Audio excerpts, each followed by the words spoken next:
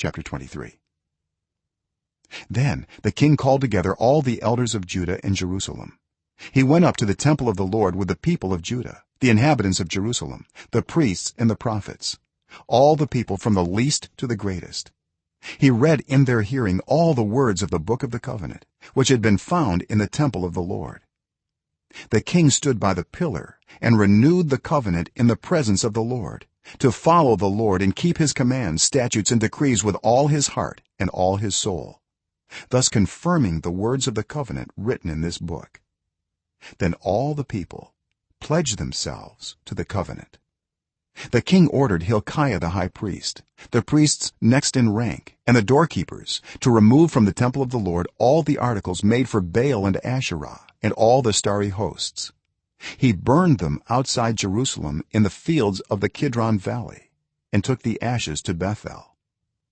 He did away with the idolatrous priests appointed by the kings of Judah to burn incense on the high places of the towns of Judah and on those around Jerusalem, those who burned incense to Baal, to the sun and moon, to the constellations, and to all the starry hosts. He took the Asherah pole from the temple of the Lord to the Kidron Valley outside Jerusalem and burned it there. He ground it to powder and scattered the dust over the graves of the common people. He also tore down the quarters of the male shrine prostitutes that were in the temple of the Lord, the quarters where women did weaving for Asherah. Josiah brought all the priests from the towns of Judah and desecrated the high places from Geba to Beersheba, where the priests had burned incense.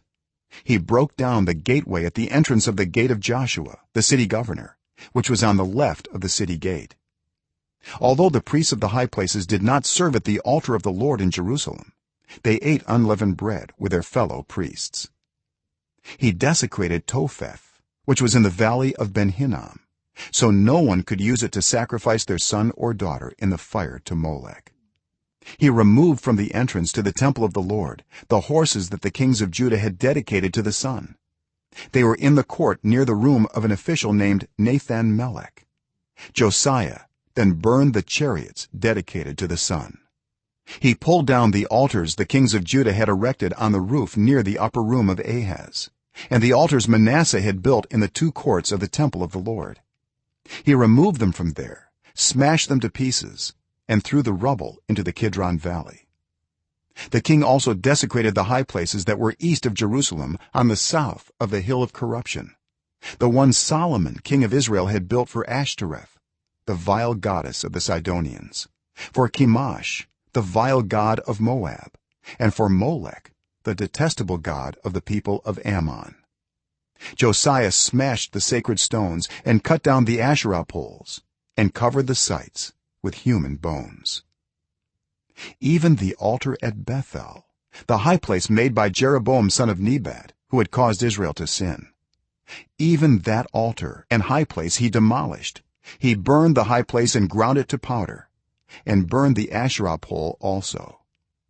Then Josiah looked around, and when he saw the tombs that were there on the hillside, he had the bones removed from them and burned on the altar to defile it, in accordance with the word of the Lord proclaimed by the man of God who foretold these things. The king asked, "What is that tombstone I see?" The people of the city said, "It marks the tomb of the man of God who came from Judah and pronounced against the altar of Bethel the very things you have done to it." "Leave it alone," he said. "Don't let anyone disturb his bones." So they spared his bones and those of the prophet who had come from Samaria. Just as he had done at Bethel, Josiah removed all the shrines at the high places that the kings of Israel had built in the towns of Samaria and that had aroused the Lord's anger. Josiah slaughtered all the priests of those high places on the altars and burned human bones on them. Then he went back to Jerusalem. The king gave this order to all the people: "Celebrate the Passover to the Lord your God, as it is written in this book of the covenant." Neither in the days of the judges who led Israel, nor in the days of the kings of Israel and the kings of Judah had any such Passover been observed. But in the 18th year of King Josiah, this Passover was celebrated to the Lord in Jerusalem. Furthermore, Josiah got rid of the mediums and spiritists, the household gods, the idols, and all the other detestable things seen in Judah and Jerusalem. This he did to fulfill the requirements of the law written in the book that Hilkiah the priest had discovered in the temple of the Lord. Neither before nor after Josiah was there a king like him who turned to the Lord as he did, with all his heart and with all his soul and with all his strength, in accordance with all the law of Moses. Nevertheless, the Lord did not turn away from the heat of his fierce anger, which burned against Judah because of all that Manasseh had done to arouse his anger. So the Lord said, I will remove Judah also from my presence as I removed Israel, and I will reject Jerusalem, the city I chose, and this temple about which I said, my name shall be there. As for the other events of Josiah's reign and all he did, are they not written in the book of the annals of the kings of Judah?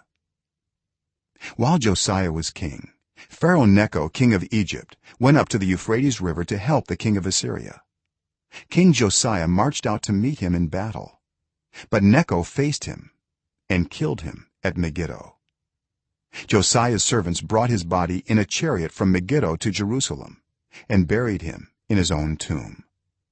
And the people of the land took Jehoahaz, son of Josiah, and anointed him and made him king in place of his father.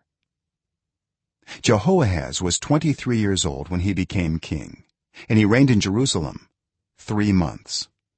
His mother's name was Hamutal, daughter of Jeremiah. She was from Libnah. He did evil in the eyes of the Lord, just as his predecessors had done. Pharaoh Necho put him in chains at Riblah in the land of Hamath, so that he might not reign in Jerusalem, and he imposed on Judah a levy of 100 talents of silver and a talent of gold. Pharaoh Necho made Eliakim, son of Josiah, king in place of his father Josiah, and changed Eliakim's name to Jehoiakim. But he took Jehoahaz and carried him off to Egypt, and there he died. Jehoiakim paid Pharaoh Necho the silver and gold he demanded. In order to do so, he taxed the land and exacted the silver and gold from the people of the land according to their assessments. Jehoiakim was 25 years old when he became king, and he reigned in Jerusalem 11 years. His mother's name was Zebidah, daughter of Pedaiah. She was from Rumah. And he did evil in the eyes of the Lord, just as his predecessors had done.